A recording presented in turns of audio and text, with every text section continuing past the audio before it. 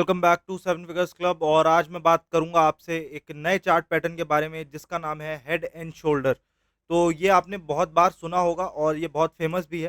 तो चलिए आज इसके पीछे के निकालते हैं कि ये कैसे काम करता है, इसके पीछे के सारे राज और जो भी कुछ छुपा बैठा है। तो लेट्स गो। तो अब हम यहाँ पे आ चुके हैं हेड एंड शोल्डर्स पे। और हेड एंड शोल्डर कुछ ऐसा ही दिखता है जैसा दिखाया गया है यहाँ पे। ठीक है, ये जो सबसे बड़ा वाला माउंटेन और या फिर आपको पीक दिख रही है इसे हम हेड कहते हैं।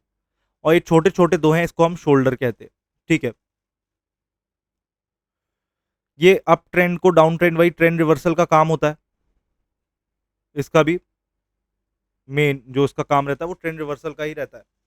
तो नीचे से अप ट्रेंड आया, उसने यहाँ पे आके एक सपोर्ट पे रुका और सपोर्ट पे रुक के वापस से नीचे का डाउन ट्रेंड बना।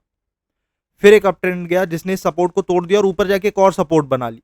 फिर ये डाउन आया, फिर इसने एक और रिवर्सल यहाँ से लिया। ये रिवर्सल बहुत बार ले रहा है, आप यहाँ से देख रहे हो। फिर एक रिवर्सल लिया और फिर से एक सपोर्ट पे ये बाउंस कर गया। तो ये जो दो छोटी सपोर्ट्स हैं, ये एक ये और एक ये, ठीक है, ये हम शोल्डर्स में मानते हैं। और ये जो सपोर्ट्स हैं इनको हम वैल्यू भी अच्छी खासी देते हैं कि भाई हाँ ये सपोर्ट है तो अच्छा है।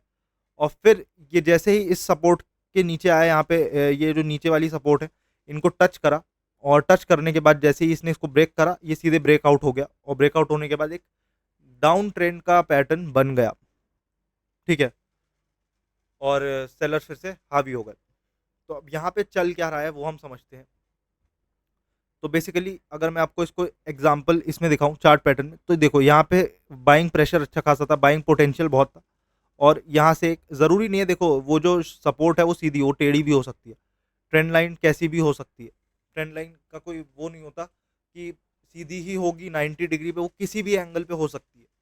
ठीक है, it's all depends upon price. तो भाई ये यहाँ से भागा बाहर और आग के ऊपर इसने यहाँ पे एक सपोर्ट ले ली, छोटी सी, इसे कहते हैं सपोर्ट नहीं, इसे हम रेजिस्टेंस बोलेंगे यहाँ पे। और एक इसने हेड बनाया, देखो हेड काफ़ी अजीब सा है बट इसका टॉप पॉइंट तो बन रहा है ना, तो हम इसे हेड ही बोलेंगे। तो यहाँ पे इसने एक रेजिस्टेंस बनाई, यहाँ बनाई। तो पहले ये सपोर्ट यहाँ से तोड़ के आया और इसने उसके बाद यहाँ से रिवर्सल कर लिया। फिर ये बाउंस कर गया और बाउंस करने के बाद ऊपर गया और फिर इसने यहाँ पे एक रेजिस्टेंस थी उस पर फिर से एक रिवर्सल प्लान करा और फिर ये नीचे आया। देखो कैसे नीचे आया, फिर ये ऊपर गया, वहां से इसने फिर से एक रिवर्सल प्लान करा और फिर ये नीचे आया। तो इसने कुछ इस तरीके से अपना मूवमेंट दिखाया प्रॉपर।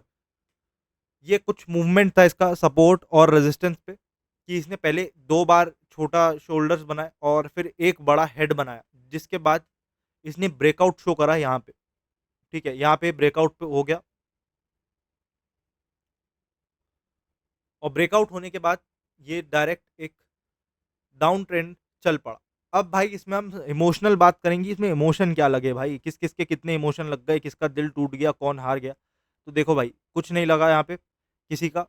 सिंपल यहाँ से एक चीज़ शुरू हुई कि यहाँ पे बाइंग प्रेशर था पीक पे, ये ऊपर यहाँ तक आया बहुत अच्छे से, यहाँ से उठा था यहाँ तक पहुँचा। ठीक है भाई, उसके बाद यहाँ पे लोगों ने खरीद रहे थे, बहुत अच्छे से खरीद रहे थे। यहाँ पे सोचो जिसकी ट्रेड शुरू हुई है वो यहाँ तक लेकर गया और उसके बाद उसने यहाँ पे सेल ऑफ कर दिया, सेल कर दिया, सेल कर दिया कि भाई बस मुझे मेरा पेट भर गया, मेरा टारगेट पूरा हो गया, अब मैं सेल कर देता हूँ। उसने सेल करा और सेल करते ही जैसे सेल करा तो लोगों ने भी सेल करा और यहाँ पे मार्केट डाउन ट्रेंड पकड़ गया। फिर यहाँ पे प्राइस फिर से लो हो गया, नियर टू दिस आ गया कि भाई अब यहाँ पे प्राइजेस काफ़ी लो हैं, हम फिर से इसको भगा सकते हैं। तो लोगों ने फिर से बाय करना शुरू कर दिया और फिर से ऊपर जाने लगा, जाने लगा, जाने लगा। ठीक है, और इसने एक अपना नया हाई बना दिया। पर जब एक ये लिमिट से ज़्यादा ऊपर चला गया तो लोगों को भी लगा कि हाँ भाई हमारा टारगेट फिर पूरा हो गया, अब हम फिर से सेल करेंगे। और यहाँ पे फिर से सेलिंग शुरू हो गई। और आप देख रहे हो ये पूरी सेलिंग ही है, जो चीज़ आप देख रहे हो। ये थोड़ा ऐसे इस फॉर्मेट में गया, ये कॉज ऑफ साइडवेज मूवमेंट लग रहा है मुझे। और ये है थोड़ा सा इसमें साइडवेज मूवमेंट आया, उसके बाद भी फिर सेलिंग होती रही। और ये सेलिंग होने के बाद, ये जो पूरी सेलिंग हुई, सेलिंग होने के बाद यहाँ पे ये जो मूवमेंट था ये बहुत अच्छे से आया और यहाँ पे उसने फिर से सपोर्ट लाइन पे एक बार बाउंस ऑफ करा, क्योंकि अब फिर से इसके जो प्राइजेस थे वो बहुत लो हो गए थे। फिर ये ऊपर गया और ऊपर जाने के बाद यहाँ पे इसने फिर से एक रेजिस्टेंस बनाई, जहाँ पे ये फिर से बाउंस बैक कर गया रोटेट कर गया और फिर ये नीचे को फिर आ गया।